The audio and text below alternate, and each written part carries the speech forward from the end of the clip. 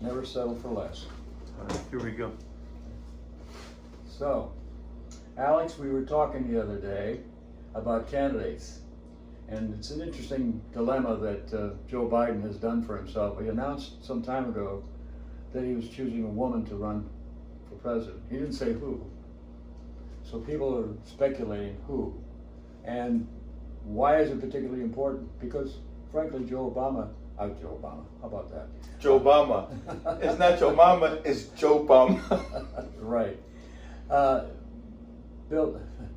Joe Biden, I beg your pardon, has put himself in this situation of being in his basement, waiting for the podium to show up and become to him.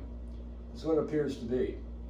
And the woman he will choose, people are guessing, well, it'll be Elizabeth Warren, who proved to be a bit of a bitch on stage. Pocahontas. Let's just call her Pocahontas. Well, that was Trump's name for her. But on the debate stage, she was really pretty. She attacked Mike Bloomberg pretty severely right off the bat. She went after fellow Democrats. So you have to wonder how much she's going to support the party. Now, she did say she would support Joe Biden, but what will she do in the process once she gets to be vice president? And that's a worry to people. Then the other person is Kamala Harris. What did she do right off the bat to embarrass Joe Biden? And that is to say, eliminate private health care. Eliminate it. Take not-for-profit health care, get rid of it. Now, I happen to agree with that. I think one system of health care is what we need. It's like water. You have to have the utility. At some point in your life, you can't escape it. I'll digress a little bit right now. I'm facing something myself. And lucky for me, I experienced health care at its best. Fortunately, I'm under Medicare, and in 2013, I bay-flighted to Gainesville with an upper aorta aneurysm. Everybody said I would not survive. I was in a coma for 11 days induced, which is a form of hell.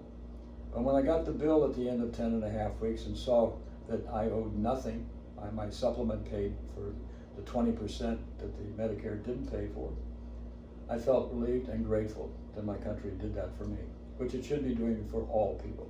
Bankruptcy from healthcare is the biggest issue. So our candidates it's the biggest single form of bankruptcy of anything we do in this country, aside from educational bankruptcy, which doesn't help either. You get both together, you get double bankruptcy. I don't know what you do with that. But that's where we are as a country.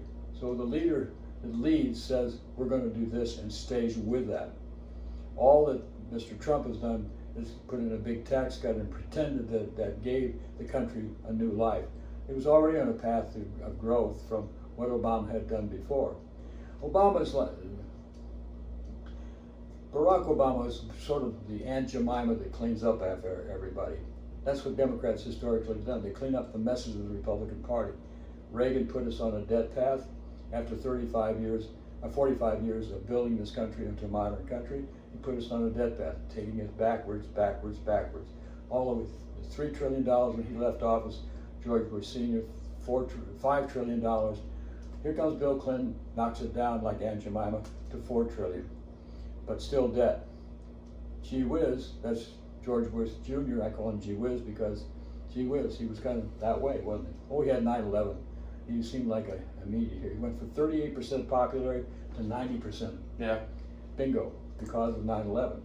And who did he attack? Not Saudi Arabia that did it, not even the country that was primarily Sunni. He attacked Iraq. No, excuse me, I beg your pardon, it was Afghanistan. Why? Because the planners practiced there. But the planners practiced somewhere else. Oh, Venice, Florida. They flew planes out of Venice, Florida just to learn how to take off. Didn't know how to land. So why didn't we attack Venice, Florida for having planners of 9/11 in Venice, Florida? What was wrong with this country attacking another country instead of our own? The people of Venice should have been obliterated, destroyed for supporting the flyers of the planes that went into the buildings in the World Trade Center. They allowed that to happen. Those people should have been taken out and tried as traitors to the country. What a ridiculous thing. The whole city or just the ones that did it? I agree. And the people in Palmer Ranch were letting these people stay in their house. And who got flown out right away to their country, to Saudi Arabia? Those people were given first premise to go back to Saudi Arabia, where they came from. And so we ended up with 9/11. Thank you very much. Venice, Florida, not Afghanistan, not anybody else. But why didn't we go to Saudi Arabia? All the flyers were from there. What's wrong with this picture? What did Mr. Trump do the minute he got into the office? The first country he went to, did the sword dance with? Saudi Arabia.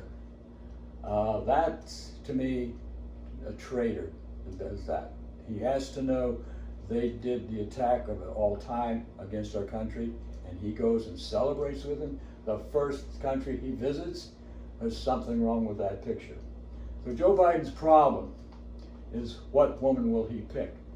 Kamala Harris says she'd get rid of profit for care. It's water, give it to everybody the same way. I want people to have my experience of being saved by Medicare. I want you to have this, Alex. I want every American to have it. And it gets rid of a lot of bankruptcy. So that's and the other thing that Joe Biden has proposed is high-speed rail. Very smart. That's like Lincoln, the Intercontinental Railroad. Beautiful. That puts people to work, keeps people working, puts people on the trains, and you can get on a train in Sarasota or in Tampa particularly, go from Tampa to Atlanta in the space of 2 or 3 hours. Comfortable, no hassle of lines, walk around, get a Coke, get a coffee, sit and watch the landscape go by, comfortably, fast, air conditioned, nobody telling you to buckle your seatbelt, put out your cigarette, listen to the pilot, shut up, do all these things like a Nazi encampment. And it's an airplane, it's travel.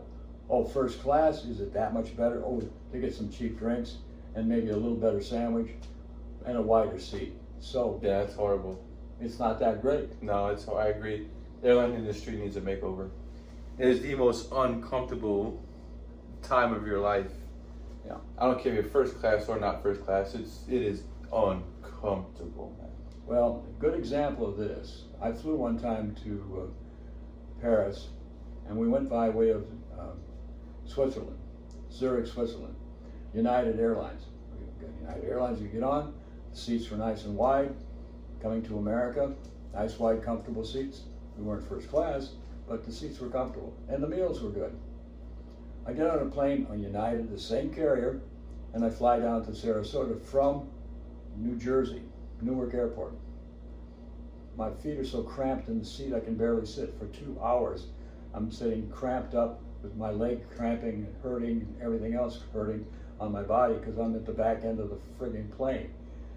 This is no good. And it's the biggest polluter next to automobiles are less of a polluter overall than jet planes. They're the biggest polluter internationally. 5% of all pollution in the world comes from jet flights. And you don't feel it because it's up above the atmosphere a lot of the time. 35 miles up, the pollution just stays up there and blocks the sun. So get rid of that and make all your 500-mile flights like Atlanta to Tampa and from Atlanta to wherever, north, Chicago, you name it. And now you've got comfortable flight. And then if you want longer flights, longer trips, just make an intercontinental transport like Lincoln did back in the 1860s. Remember, he was only in office six years. He put in the Transcontinental Railroad, and he got rid of slavery and won the Civil War in 6 years. Not 8 years, 6 years he did that. And what did he get for it? A bullet in the back of the head. That's pretty good. So he's honored with the Lincoln statue he's got. He's on Mount Rushmore along with Teddy Roosevelt and some others. I forget who else is up there. But that's an honor. So he's not alive to tell us about it. He's too old if he would be around. But for he'd lived a little bit longer. We might have had him for 2 or 3 terms. And the Republican Party might have actually understood what they had. But they were so busy wanting money, they didn't care about the people anyway. Certainly didn't care about slaves because Andrew Johnson was his vice president, and he was going to get rid of Reconstruction, which was to give the slaves something. So what is Biden going to do? Hide in his basement there. He's not going to go over and visit, what's his name, Chris Cuomo in his basement. He's not even phone talking him for television purposes about what he's doing and what that means and what his father's doing. And Let's wrap it up too. okay, so he's got to make the curve. He's got to bring about the curveball. And what's the curveball? What do you think the curveball might be? Michelle Obama. Damn, you took that right on that's my speech. Why is she so good? It's her last name. And she's a lawyer. And she did exactly what her husband did. She was an activist in Chicago. Plus she watched her husband in the presidency. Now if you can't learn the presidency watching someone who is president, what they did and didn't do, there's something wrong with you. She's smart enough to do this job. And if Biden fails, she can become the president. And you know what else she could do? What's that? A real curveball? Bring back her husband as vice president. It's perfectly legal.